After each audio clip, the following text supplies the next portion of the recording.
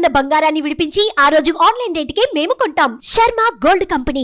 తెలుగు వాళ్లపై అనుచిత వ్యాఖ్యలు చేసిన నటి కస్తూరిని పోలీసులు అరెస్టు చేశారు. కస్తూరి ముందస్తు బెయిల్ పిటిషన్ను మద్రాస్ హైకోర్టు కొట్టివేయడంతో పరారీలో ఉన్న ఆమెను తాజాగా హైదరాబాద్ లో చెన్నై పోలీసులు అదుపులోకి తీసుకున్నారు. Hindu people's party of Tamil Nadu తరపున బ్రాహ్మణులకు రక్షణ కల్పించేందుకు ప్రత్యేక చట్టం తేవాలని డిమాండ్ చేసే క్రమంలో కస్తూరి తెలుగు వాళ్లపై వివాదాస్పద వ్యాఖ్యలు చేసింది. సుమారు 300 ఏళ్ల క్రితం రాజుల కాలంలో అంతఃపుర మహిళలకు సేవ చేయడానికి తమిళనాడుకు తెలుగువారు వచ్చారని, అలా వచ్చిన వారంతా ఇప్పుడు తమది తమిళ జాతి అంటూ పెద్ద పెద్ద మాటలు మాట్లాడుతున్నారని ఆమె కామెంట్ చేసింది.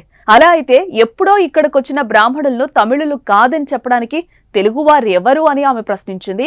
కస్తూరి చేసిన ఈ వ్యాఖ్యలు దుమారమే రేపాయి. తమిళనాట వ్యాప్తంగా స్థిరపడిన తెలుగు వారిలో ఆగ్రహ జ్వాలలు రేగాయి. తమిళనాడుతో పాటు తెలుగు రాష్ట్రాల్లోని ప్రజలు కూడా భగ్గుమన్నారు. దీంతో ఆమె దిగి వచ్చి క్షమాపణలు చెప్పారు. నా తెలుగు కుటుంబాన్ని బాధ పెట్టడం లేదా కించపరచడం నా ఉద్దేశం కాదు. నాకు తమిళనాడు పుట్టినీళ్ళు అయితే తెలుగు గడ్డ మెట్టినీళ్లు లాంటిది. నేను తెలుగు వారిని అవమానించలేదు.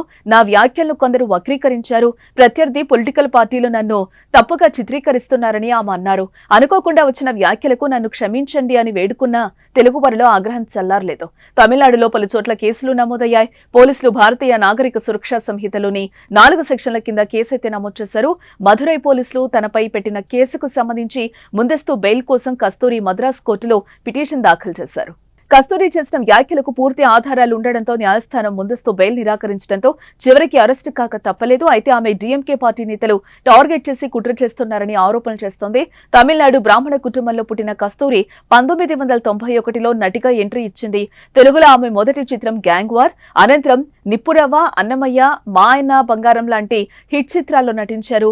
తెలుగులో కస్తూరి ఇంటింటి గృహలక్ష్మి టైటిల్ తో ఒక సీరియల్ కూడా చేస్తోంది.